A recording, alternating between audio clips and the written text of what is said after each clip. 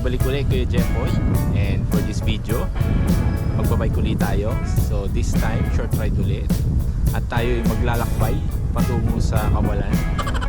Hindi, samahan nyo ako kapadyak sa bike adventure ko today. At meron tayong pupuntahan dito sa Doha na bike lane. So tara, samahan nyo ako mga kapadyak. Let's go!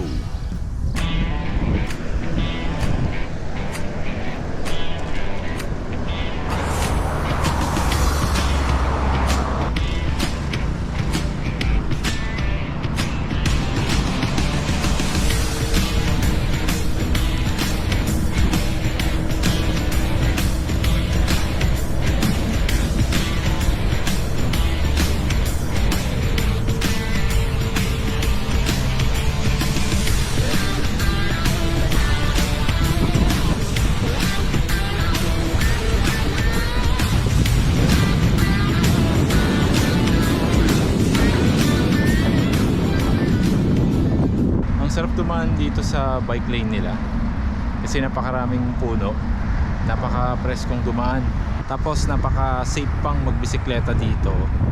Gawa ng yung highway nandito sa kabilang side, nakahiwalay siya.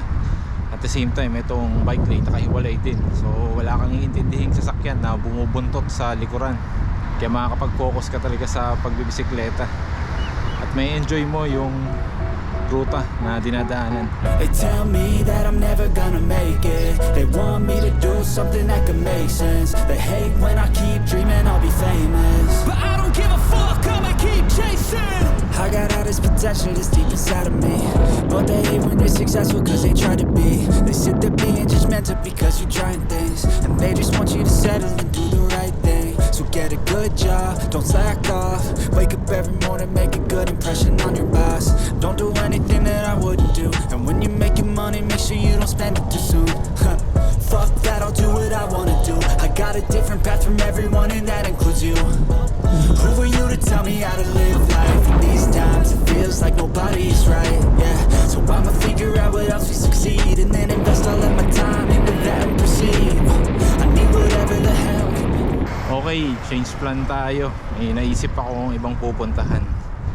May pupuntahan sana ako doon, kaya lang sarado. So binago ko na lang yung ruta. So ngayon pupuntahan natin yung international airport nila dito sa may Doha, kasi mayroong bike lane doon na diretso hanggang airport. So tara, tama kayo, tignan natin at i-share ko sa inyo kung ano itsura ng bike lane papunta sa airport nila.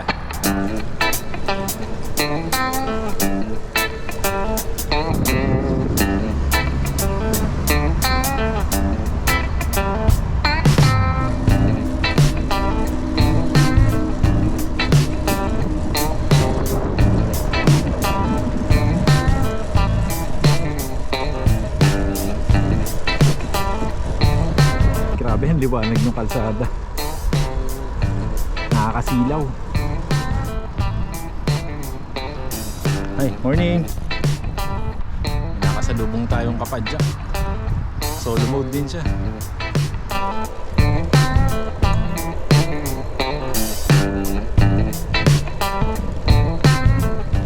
Medyo maingay yung kadena ko, mukhang kulang yung langis, mukhang kailangan na niya ng upgrade ah.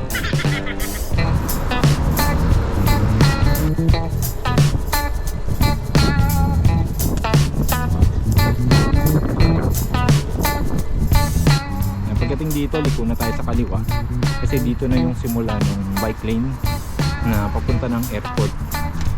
Yung ibang direction na kasi yun, ibang way na yan. So dito tayo.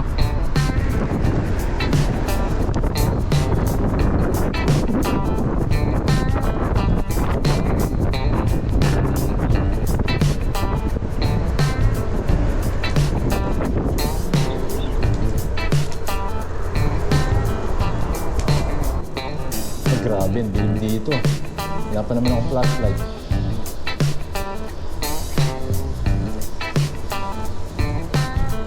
Lalabas na tayo sa mundo ng masamang halimaw. Nakatakot doon.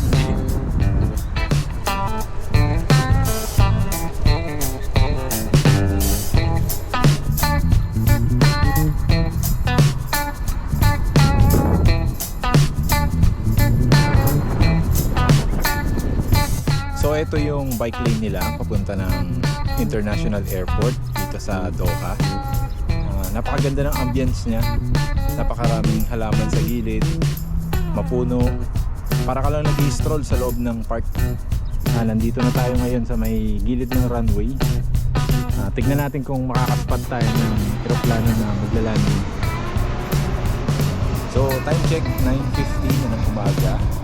At yung distance nga pala nitong airport magmula dun sa parking lot kung saan ko iniwan yung sasakyan or kung saan tayo nanggaling, nasa 16 kilometers din. So balikan 32 kilometer na. So okay na siya. Goods na yun para sa short ride, di ba?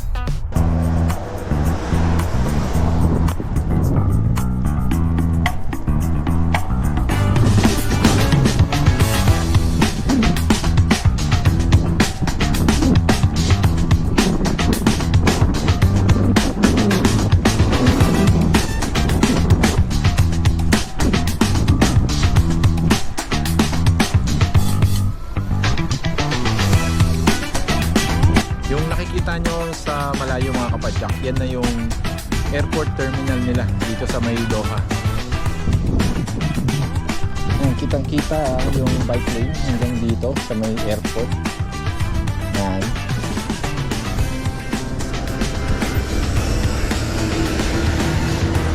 Pagtawid natin dito, dulo na yan yung bike lane.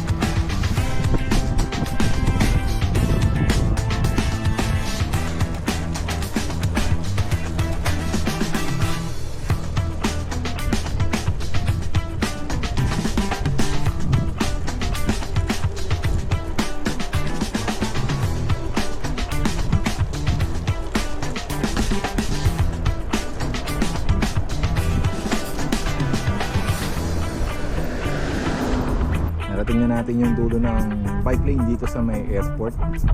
Yan. Pagpasok mo dyan, yung parking lot na. Bukod sa bike lane nga pala mga kapadyak, meron din silang metro station na diretso dito sa airport. So kung gusto mo mag-commute gamit yung train o yung metro, pwede ka pumunta dito sa airport.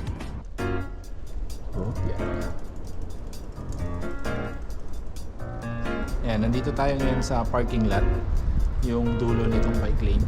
So tignan natin kung pwede tayong mamasyal or pumunta doon sa platform ng terminal nila. Silip tayo dito sa may airport kung pwede makita.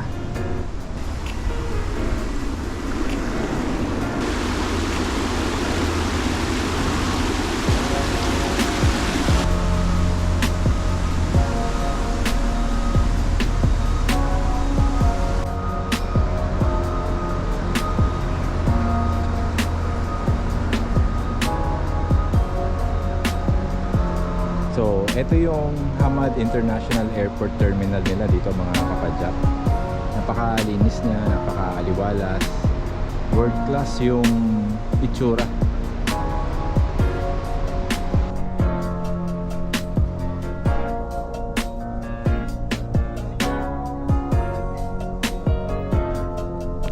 Tara, labas na tayo sa airport. Balik na tayo dun sa parking lot. Nag-CR lang ako sa loob eh.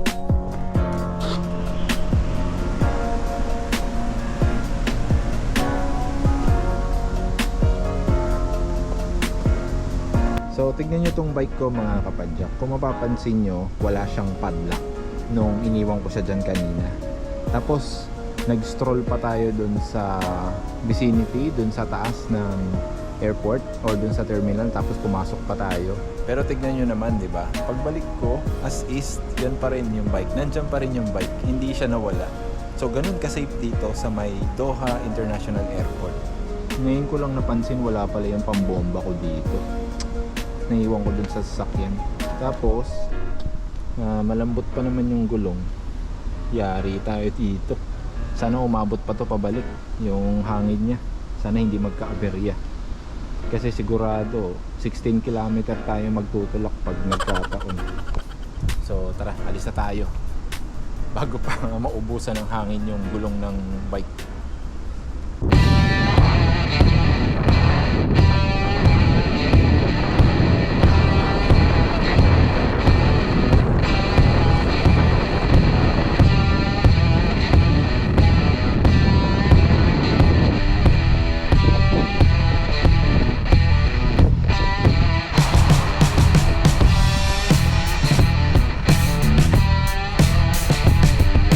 ayun, shoutout pala sa'yo, Boss Eman. Eto, yan, nagbibilad ako sa araw, nagpa-practice at nagbabatak. Nagbabatak sa bike ha, hindi sa bato ha. Nagre-ready na ako para sa epic ride natin or long ride pag uwi ko dyan sa Pilipinas. So, see you soon bro.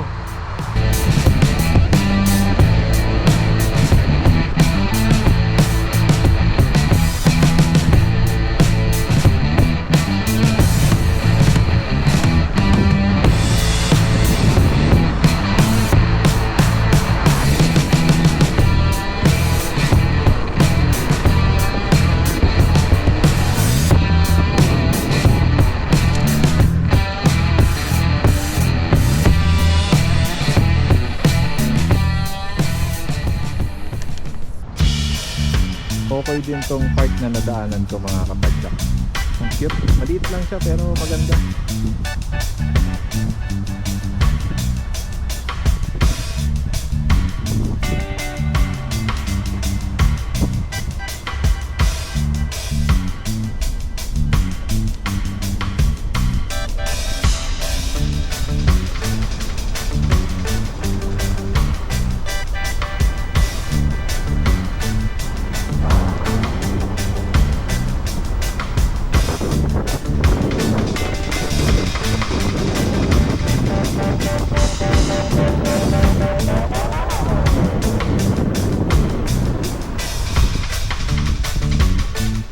Yun, nakabalik na uli ako dito sa May City.